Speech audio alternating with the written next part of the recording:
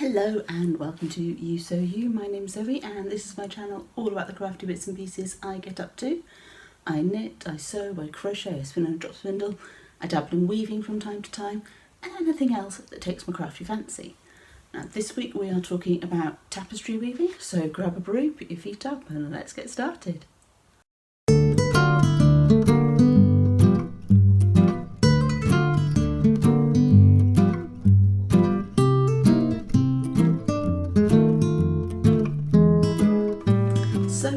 So welcome back to any returning viewers, and to any new viewers a very warm welcome to you. As I mentioned in the opening to this video, today we're talking about tapestry weaving. So I'm going to be talking a little bit about my tapestry loom and the project I've got on the go at the moment, showing you some of the things that I'm doing. So let's get to it. Okay, so this is my tapestry loom. I know the angle's a little bit weird, but I have it resting on my knees, so there's not really many other places I can put the tripod at the moment. One day I'll get one of those overhead things and it won't be a problem.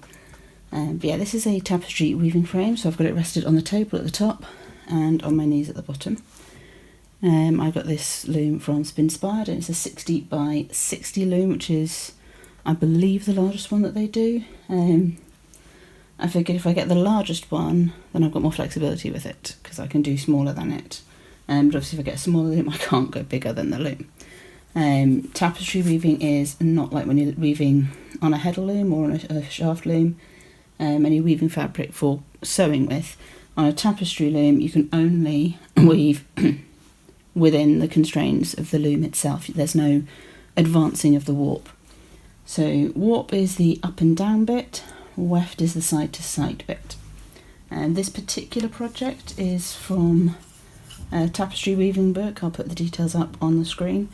So I'm not going to go into like huge amounts of detail about the techniques, and I have changed things a bit. I'm using more ends per inch, so that means the number of warps for each inch. So in every inch I've got about 10 warps.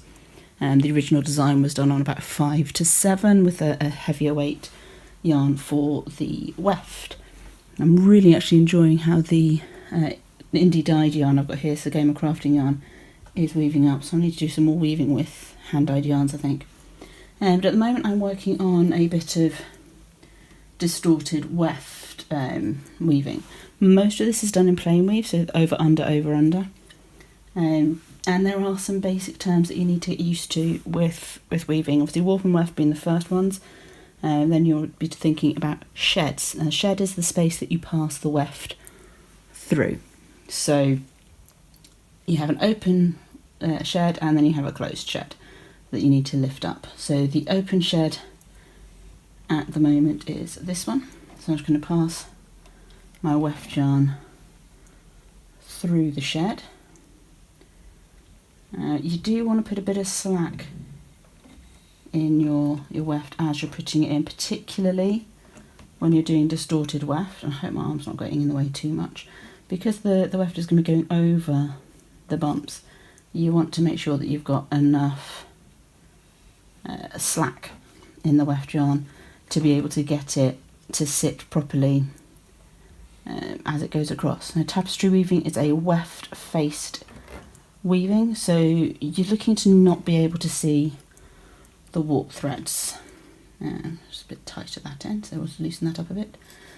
So I'm just going to put this one warp, there's one weft rather, over the lumps and bumps. I mean, I think you pretty much see what I'm trying to achieve. So I've got different coloured lumps of weft yarn, and I'm sitting the next weft over the top of those lumps.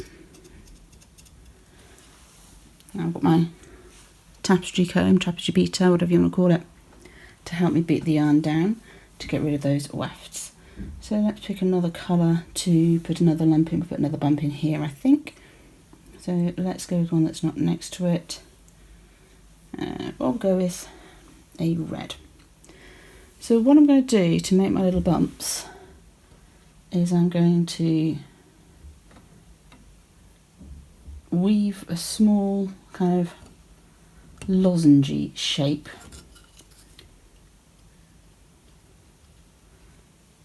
and smush it down. So I'm getting wider on each row until I'm as fat as I want it to be, and then I'll get narrower again afterwards. So it's going over extra warps each time. Just using the end of my tapestry comb to pick up the warps where I need to.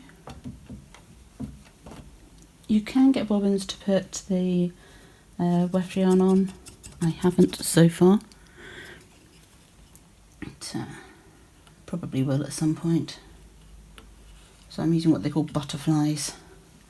It's just a way of managing yarn, but I'll show you more of that in my next weaving video. I'm going to do a project from scratch with the design and everything, and take you through the process from beginning to end at some point, so keep an eye out for that video.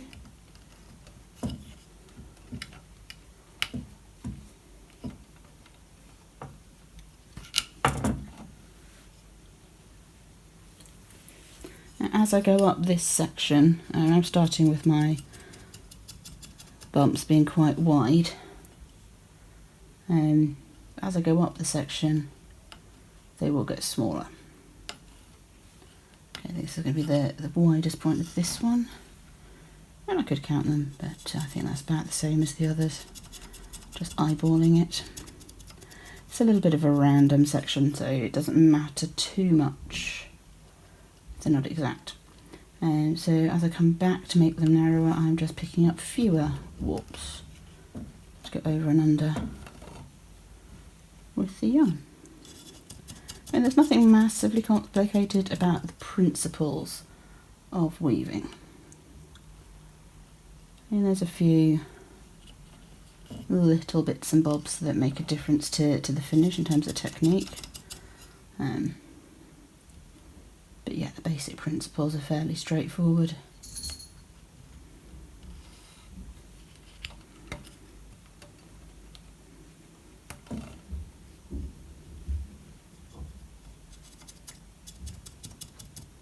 Just making sure I beat that down well. And what we don't want is warp threads showing through, as I say. So the inkle bands that I do, that you'll see me do in other videos, those are warp facing. The peg loom is weft facing. Tapestry weaving is weft facing. Things like the fabrics that you'll use to sew your clothes, those are usually a bit of warp, bit of weft, depending on how tight the weave is, I guess. But that's my understanding of it, is that they are generally a bit of both, so they're not so tightly beaten down as tapestry weaving.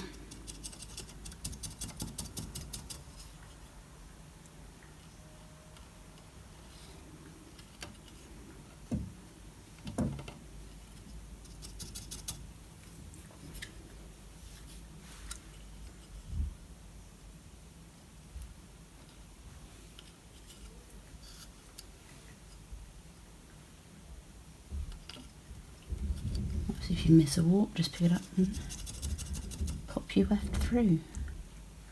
So we're nearly at the top of this little lump, and you can see it's created like a little hill. You might also notice that the previous warp they've laid over it is not sort of sitting firmly down all the time. It will get better as you progress the weaving.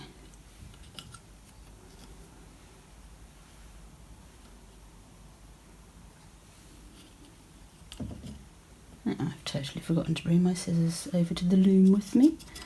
Never mind, I'm just going to pop this to the back of the work and I'll trim it off later. The tail would go through there anyway, so it's in the right place. As you can see, we've got a little lozengey lumpy bit there. We're going to take the background weft and we're going to need to pick up alternate wefts to send it through this time. So we're on the other shed. So with the way the tapestry loom gets set up, you always have one shed that you can just shoot stuff through, but then you have another that you have to pick up. So I'll just send that over to the other side.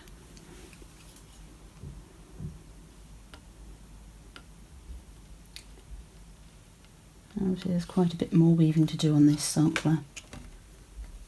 I'm not going to do all of it on camera, but I think you get the idea of this technique.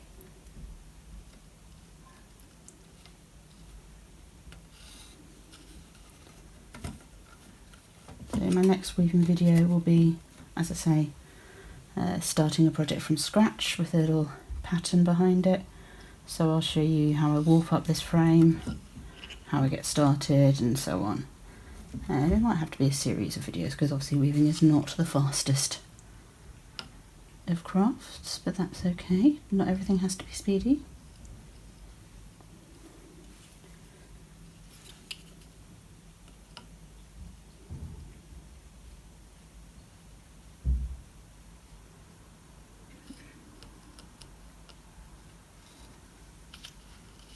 Try and make sure I get the sheds right. It can get a little bit confusing at times, just when you're talking as well as doing stuff.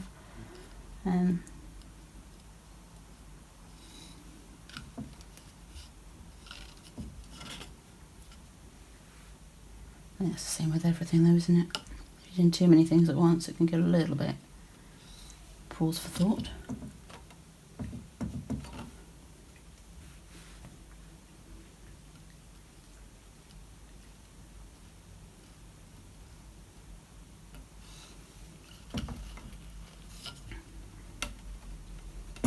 You see some of my warps are bunching up a little bit, but you can always just brush them and they'll settle back down to where they're supposed to be.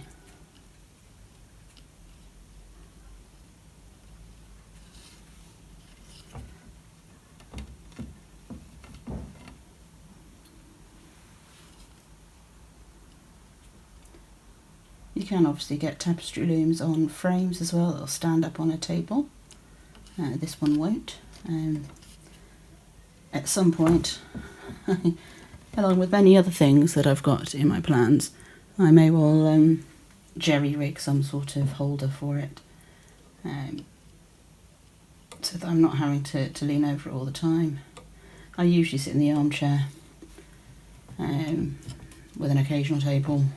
You know, one of those ones that folds up and you can shoot underneath your sofa. I've got one of those. So I usually have that coming over my lap to lift it upwards, so the frame is actually a bit more vertical as I'm working on it, particularly when I'm this far up, or when I'm sort of getting up here on the loom. I find that's a bit easier on my back than slouching over it all the time. So obviously you do need to take regular breaks if you are leaning over your loom all the time.